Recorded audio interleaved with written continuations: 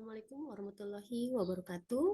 Selamat pagi, siang, selamat malam buat rekan semua. Baiklah, hari ini kita akan masuk ke pertemuan perkuliahan untuk mata kuliah pengembangan bisnis.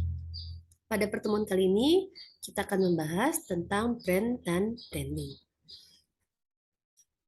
Materi yang akan dibahas yaitu mengenai apa itu brand dan branding, kemudian kenapa untuk mempelajari branding ini sangat penting dan bagaimana kalian dapat melakukan sebuah branding untuk produk ataupun jasa sebagaimana dalam tugas di kelas kalian harus memiliki mitra UMKM untuk diajak kerjasama dan bereksperimen. Mengapa branding itu sangat penting? Bayangkan ketika kita membangun sebuah branding bagi produk atau jasa UMKM yang menjadi mitra kalian, hal ini akan menjadi tersebar sangat luas, ya. Hal ini akan memicu penjualan bagi usaha bisnis tersebut. Dengan adanya branding pun akan memberi penguatan pada produk ataupun jasa. Kita katakan gambar seperti yang ada terlihat, before dan after. Dengan menunjukkan gambar kualitas, ya, jati diri si wanita yang tampil di sini, dia akan menunjukkan branding seperti apa yang akan memunculkan dan akan menjadi benak muncul di kalangan para konsumennya. Dalam hal ini produk dan jasa tentunya. Nah, contoh gambar sini yaitu melalui before dan after. Si wanita ini menunjukkan bahwa dia memiliki karakter yang menarik untuk dilihat orang banyak. Pada contoh produk di sini ada contoh produk yaitu keripik usus, terlihat pada gambar, di mana tampilannya eh, tidak bisa dikatakan juga sederhana, cukup baik, tetapi tidak menarik di mata. Ya, kemudian dia mengubah konsepnya dengan kemasan yang tetap sama, tetapi tampilannya lebih menarik dan unsur-unsur yang tampil di kemasan tersebut, baik dari gambar, warna, font atau tulisan, akan membuat menarik perhatian bagi konsumennya. Ini ada contoh produk yang ada di Lampung dan ini merupakan sebuah karya dari salah satu alumni Dharma Jaya. Ya, produknya itu coklat Lampung.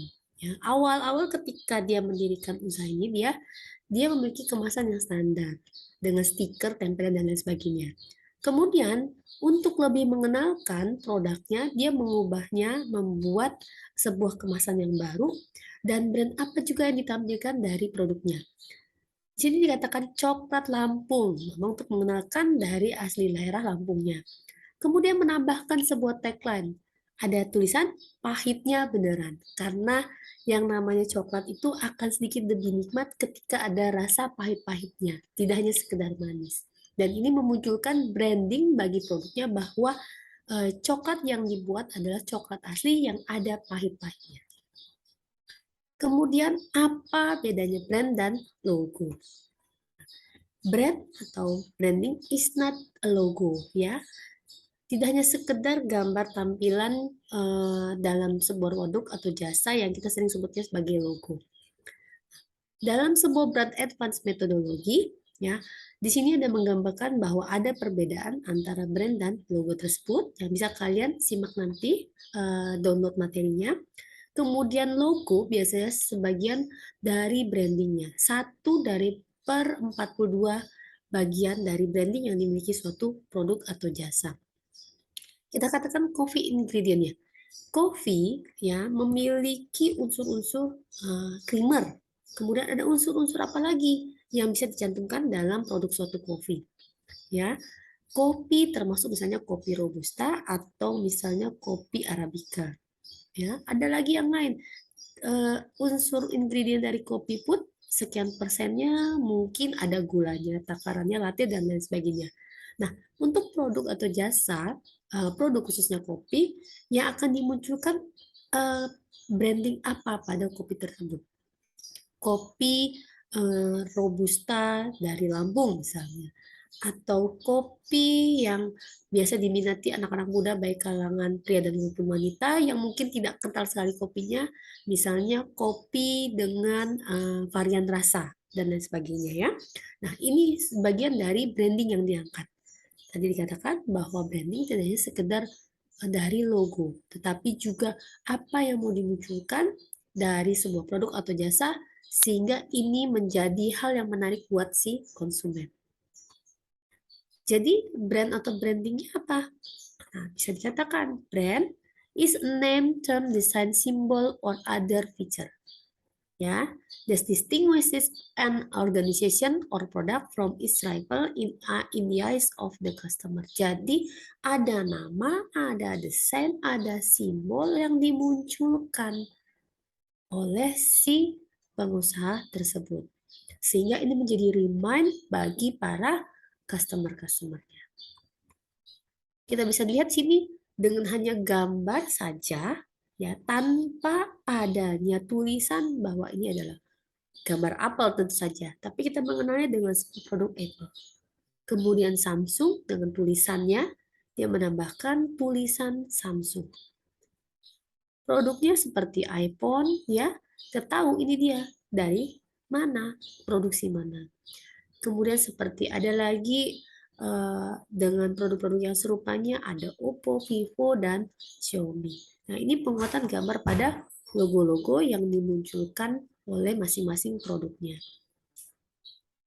Gambar Garuda, Air Asia, Lion Air, dan lain sebagainya. Ya, ini untuk produk Lion Air ada tambahan We Make People Fly. Ketika itu Lion Air dia menggadangkan untuk layanan naik pesawat ya, yang dengan harga yang cukup murah. Pada saat itu kalau ketika menggunakan Garuda, kita mengenal dengan Garudanya bahwa ini produknya lainnya sangat baik. Harganya mahal. Ketika mau keluar negeri, naik pesawat apa yang cukup murah misalnya, namun berkualitas. Oh, orang terima dengan Air Asia. Kemudian bagaimana dengan Lion Air? Pada saat itu Lion Air dengan menggunakan tagline-nya We Make People Fly yang menjadi bagian dari branding bagi Lion Air bahwa Anda yang mungkin tidak memiliki budget yang cukup besar bisa bepergian dengan pesawat menggunakan Lion Air. Kemudian ada contoh-contoh produk-produk lainnya seperti Dunkin Donut, Ceko, dan lain sebagainya. Ya, Dunkin Donut dia mengenalkan sebenarnya tidak hanya sekedar donatnya, tetapi ada minum yang menjadi iringan dari produk donat tersebut, yaitu kopinya. Kopi yang dijual Dunkin Donut pada umumnya dia membuat orang yang berada di wilayah daerah kopi tersebut, misalnya toko donatnya, akan langsung otomatis mencium bau kopi. Yang dirimain adalah ketika orang barat minum kopi, memang kecenderungan tiap pagi akan teringat diiringi dengan donatnya. Tapi pada saat ini donat sudah berubah. Dunkin Donut tidak hanya sekedar menjual donat-donat saja, ya. Dia pun mengubah brandnya saat ini, bukan Dunkin Donut, melainkan hanya sekedar Dunkin. Karena di dalamnya dia memiliki produk-produk selain donat. Ya. Kemudian di sini Jeko. Jeko sama produk dari dalam negeri, yaitu yang dimiliki oleh Johnny Andrean, di mana Johnny Andrean sendiri awalnya adalah memiliki usaha salon. Kemudian dia mulai mengembangkan sayap bisnisnya ke kuliner. Di sini dia menjual yaitu produk donat. Nah, donat di sini pun dari awal dia tidak menuliskan tulisan donat. Jeko yaitu Johnny Company, dia memunculkan produk-produk donatnya. Tapi selain donat dia menjual juga produk-produk lainnya. Ya. Dan ini ada Moko juga ya, yang menjual produk-produk donat serupa Dunkin maupun Jeko. Brand image ya, persepsi dari customer tentang apa yang menjadi produk ataupun layanan. Nah, ini yang menjadi image. Ketika Anda membuat branding dari suatu produk atau jasa, bagaimana tangkapan si konsumen? Apakah seiring sejalan dengan branding yang dibuat oleh si pebisnis tersebut ataukah memiliki image dari branding yang berbeda? Nah, ini yang terkadang-kadang menjadi sebuah gap. Untuk membuat branding tersebut tentu saja harus diiringi dengan berbagai macam pola, baik dari iklan, kemudian menggaungkan promosi ya dan lain sebagainya. Sehingga brand image yang dimuncul di benak konsumen tepat dan sesuai dengan branding yang dibangun oleh si pengusaha produk ataupun jasa tersebut.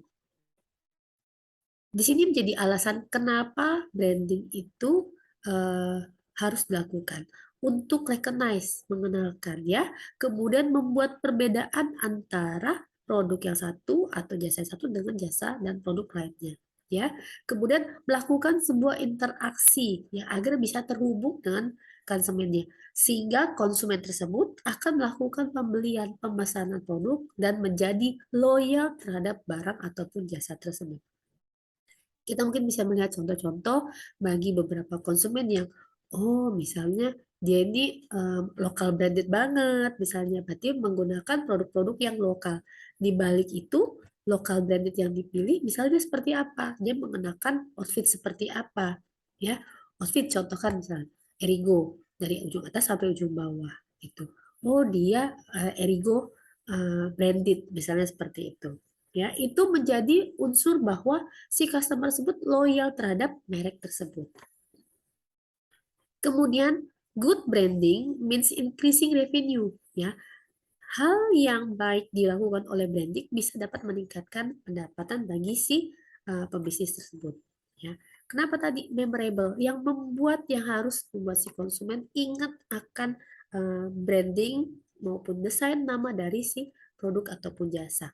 Buatlah sesuatu yang simple, kemudian bisa digunakan good story-nya ataupun good knowledge dari customer. Ya, apa yang bisa jadi pendapat dari konsumen bisa menjadi branding bagi produk ataupun jasa. Ya, simple design umumnya dia menggunakan 2 sampai 3 warna. Bila kita menggunakan warna terlalu banyak, ya orang tidak akan mengingat ini produk yang mana. Contoh katakan Dharma Jaya. Ketika kalian mengatakan Dharma Jaya, yang kalian ingat warnanya warna apa? Gitu ya. Warna biru, misalnya seperti itu.